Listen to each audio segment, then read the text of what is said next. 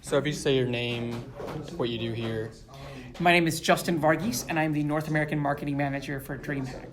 All right, and how did you get into DreamHack? Like, how did you find out about all this?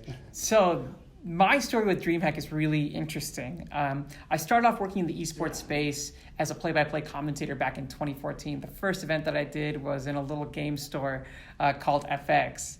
And I went from casting very grassroots events to slowly working my way up and eventually getting to work with some of the biggest gaming companies in the world, among them Activision, Blizzard, and the Pokemon Company. And this whole time, I was somebody who was really obsessed with esports and everything gaming, and I knew what a big deal DreamHack was. And so back in 2016, whenever I found out that DreamHack was actually coming to the United States for the first time, right away I said, okay, I need to find a way to be there at DreamHack, to work at DreamHack. And I didn't get it in 2016, but I got it in 2017 when I had a chance to cast some Smash for them.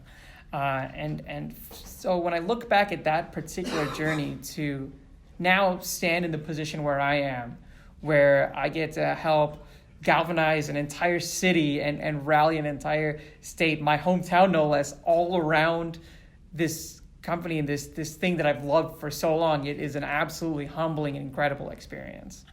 What's your favorite part of this year's DreamHack? If you had to say one thing. Man, it honestly is really tough.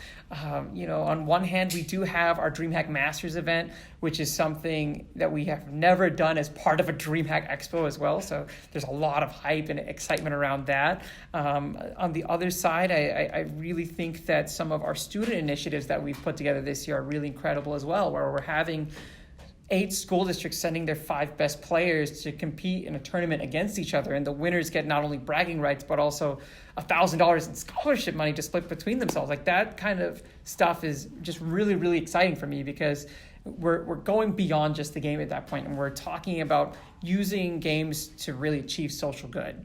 And anything like that, especially when it comes to building up the communities around us, is very, very important to me. And then last question, being OU, how did school help you get to where you are now in any way? I think the biggest thing, to be frank, whenever I went to college, I came in with one idea on what I would do, and I left with a totally different image of myself. I think the one thing that my time at UTD taught me, despite the fact that I don't really do necessarily what I thought I would be doing, is the importance of building transferable skills more than anything else, right? At the end of the day, I think that you could do all kinds of stuff, but as long as you can really figure out a way to come up with the narrative more than anything else, and really think critically about all the different areas that you've worked on, all the different things that you've done, and you're willing to try as much as you can, which is something that college is very good at letting you do, yes, you'll find what you love. I think the one challenge is that a lot of people, especially when we're talking about college students, they think that they just need to have their whole lives figured out from day one. And if anything, this role at DreamHack, my time in college, it all taught me that it's all about the journey at the end of the day. And as long as you're there for the ride, as long as you're trying as much as you can, meeting as many people as you can, you're being as altruistic as you possibly can, then you're going to be having a great time, and you'll find out where you need to be. All right, thank you so much. Thank you.